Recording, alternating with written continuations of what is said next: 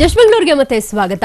ಬೆಂಗಳೂರನ್ನ silicon city, green city ಹೀಗೆ ನಾನಾ ಹೆಸರುಗಳಿಂದ ಕರೆಯಲಾಗುತ್ತೆ. ಇನ್ನೊಂದು ಸ್ವಲ್ಪ ದಿನ ಕಳೆದ್ರೆ ಇದನ್ನ ಸೌಂಡ್ ಸಿಟಿ ಅಂತಾನೂ ಕರಿಬೇಕಾಗತ್ತೆ. ಯಾಕೆಂದ್ರೆ ಅಂಥದ್ದೊಂದು ಪರಿಸ್ಥಿತಿ ಈಗ ಬೆಂಗಳೂರಿಗೆ ಒದಗಿ ಬಂದಿದೆ. ಪರಿಣಾಮ ಇಲ್ಲಿ ವಾಸಿಸುವ ಜನರು ಕಿವುಡರಾಗುವ ಆತಂಕ ಎದುರಾಗಿದೆ. ಈ ಗಂಡು ಶಶಿಧರ್ ಸಿಗ್ತಾರೆ. ಶಶಿಧರ್ ಯಾರು? ಗಾವಸ್ಕರ್.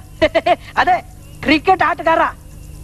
ಹೌದೌದು, ತೆಂಡೂಲ್ಕರ್, ಗಾವಸ್ಕರ್, ಕಾರ್ನಾಡ್, ಚಂದಾವರ್ಕರ್, ಕಾರಾನ್ ಇವರೆಲ್ಲ ಈ ಕೋಸ್ಟಲ್ ಕಡೆಯವರೇ. ನೋಡಿದ್ರಲ್ಲ ಈ ಚಿತ್ರದ ತುಣುಕನ್ನ? ಏನೋ ಕೇಳಿದ್ರೆ ಮತ್ತೇನೋ ಹೇಳ್ತಾನೆ. ಇದನ್ನ ನೋಡಿದ್ರೆ ಬಿದ್ದು ಬಿದ್ದು ನಗ್ಬೇಕು ಹಾಗಿದೆ. ಆದ್ರೆ ಹೀಗೆ ನಗೋಕು ಮುಂಚೆನೆ ಬೆಂಗಳೂರಿಗರು ಸ್ವಲ್ಪ ಯೋಚನೆ ಮಾಡಬೇಕು. ಯಾಕಂದ್ರೆ ಈಗ ಮತ್ತೊಂದು ಸೀನ್ ತೋರಿಸ್ತೀವಿ ನೋಡಿ.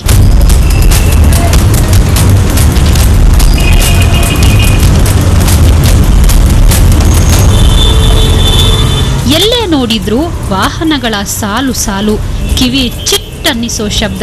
ಒಂದ್ ವೇಳೆ ಟ್ರಾಫಿಕ್ ಜಾಮ್ ಆದ್ರಂತೂ ಮುಗ್ದೇ ಹೋಯ್ತು. ವಾಹನಗಳ ಸದ್ದು, ಇದ್ರ ಜೊತೆ ಸವಾರರು ಮಾಡೋ ಹಾರ್ನ್ಗಳಿಂದ ಕಿವಿ ತೂತು ಬಿದ್ದೋಯ್ತೇನೋ ಅನ್ಸುತ್ತೆ. ಇದರಿಂದ ವಾಯು ಮಾಲಿನ್ಯದ ಜೊತೆಗೆ ಶಬ್ದ ಮಾಲಿನ್ಯವೂ ಆಗ್ತಿದೆ. ಆದ್ರೆ ಈ ಶಬ್ದ ಮಾಲಿನ್ಯ ನೇರವಾಗಿ ಪರಿಣಾಮ ಬೀರ್ತಾ ಇರೋದು ನಗರದ ಜನರ ಮೇಲೆ. ಇದು ಹೀಗೆ ಮುಂದುವರೆದ್ರೆ ನೀವು ಈ ಚಿತ್ರದಲ್ಲಿ ನೋಡಿದಂತೆ ಆಗ್ತೀರಾ. ಅದೇ ನೀವು ಯಾವ ಕರ್? ಸುಶೀಲ್ ಸುಡ್ಗಾಡ್ಕರ್, ಸುಮನ್ ನಗರ್ಕರ. ನಗರದ ರಾಜನ್ ಶ್ರವಣ ಮತ್ತು ವಾಕ್ ಸಂಸ್ಥೆ ಇಲ್ಲಾಗ್ತಿರೋ ಶಬ್ದ ಮಾಲಿನ್ಯದ ಬಗ್ಗೆ ಒಂದು ಸಮೀಕ್ಷೆ ನಡೆಸಿದೆ. ಅದರ ಪ್ರಕಾರ ನಗರದ ಪ್ರಮುಖ ಸ್ಥಳಗಳಲ್ಲಿ ಶಬ್ದ ಮಾಲಿನ್ಯದ ಪ್ರಮಾಣ ಹೀಗಿದೆ.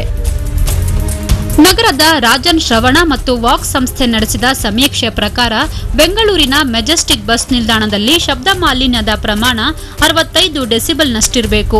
ಆದ್ರೆ ಇದೀಗ 110ರಷ್ಟಿದೆ. ಹಾಗೆ ರೈಲ್ವೆ ನಿಲ್ದಾಣದಲ್ಲೂ ಕೂಡ 65ರಷ್ಟಿರಬೇಕು. ಆದ್ರೆ 100 ಡೆಸಿಬಲ್ನಷ್ಟಿದೆ. ಅದೇ ರೀತಿ ಎಂಜಿ ರಸ್ತೆಯಲ್ಲಿ ಶಬ್ದ ಮಾಲಿನ್ಯದ ಪ್ರಮಾಣ 70ರಷ್ಟಿರಬೇಕು. ಆದ್ರೆ ಇದರ ಪ್ರಮಾಣ 105ರಷ್ಟಿದೆ. ಅದೇ ರೀತಿ ಮಾರತ್ಹಳ್ಳಿ ಜಂಕ್ಷನ್ ನಲ್ಲಿ 75ರಷ್ಟಿರಬೇಕು. ಆದ್ರೆ ಆಗಿರೋದೇ ಬೇರೆ. ಇಲ್ಲಿ 105 ಡೆಸಿಬಲ್ನಷ್ಟು ಶಬ್ದ ಮಾಲಿನ್ಯವಿದೆ. ಹಾಗೆ 100 ಡೆಸಿಬಲ್ನಷ್ಟು ಶಬ್ದ ಮಾಲಿನ್ಯವಿರಬೇಕಾದ ಪೀಣ್ಯದಲ್ಲಿ 105 ಡೆಸಿಬಲ್ನಷ್ಟು ಶಬ್ದ ಮಾಲಿನ್ಯವಿದೆ. ಸಂಸ್ಥೆ ಈ ವರದಿ ನೀಡಿದ್ರೆ ರಾಜ್ಯ ಮಾಲಿನ್ಯ ನಿಯಂತ್ರಣ ಮಂಡಳಿ ಮತ್ತೊಂದು ವರದಿ ನೀಡಿದೆ.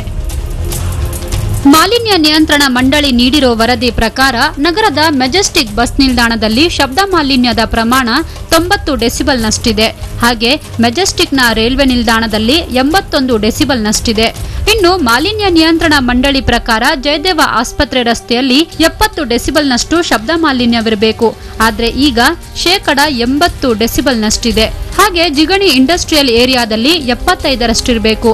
ಆದ್ರೆ 90 ಡೆಸಿಬಲ್ನಷ್ಟು ಶಬ್ದ ಮಾಲಿನ್ಯವಿದೆ. ಇದು ನಗರದ ಪ್ರಮುಖ ವಾಹನ ದಟ್ಟಣೆ ಇರೋ ಸ್ಥಳಗಳ ಶಬ್ದ ಮಾಲಿನ್ಯದ ಪ್ರಮಾಣ. ಇನ್ನು ಬೆಳಿಗ್ಗೆ ಹಾಗೂ ಸಂಜೆ ಪೀಕ್ ಅವರ್ ನಲ್ಲಿ ರಸ್ತೆಯಲ್ಲಿ ಹೆಚ್ಚಿನ ಸಂಚಾರ ದಟ್ಟಣೆ ಇರುತ್ತೆ. We did a study last year. Different places ನಲ್ಲಿ ನಾಯ್ಸ್ ಲೆವೆಲ್ಸ್ ಮೆಜರ್ ಮಾಡಿ ನೋಡಿದೀವಿ. MG road, Kempegowda bus stand, Majestic railway station ಎಲ್ಲ. ಅಲ್ಲಿ ಮಾರ್ನಿಂಗ್ ಟೈಮ್ ನಲ್ಲಿ ಮೆಜರ್ ಮಾಡುವಾಗ noise level was around 100 to 105 decibels, around between 8:15 to 10:15 in the morning. ಇಂಥ ಶಬ್ದ ಮಾಲಿನ್ಯದಿಂದ ರಸ್ತೆ ಬದಿಗಳಲ್ಲಿ ಕೆಲಸ ಮಾಡೋರು ತೊಂದರೆಗೊಳಗಾಗ್ತಿದ್ದಾರೆ.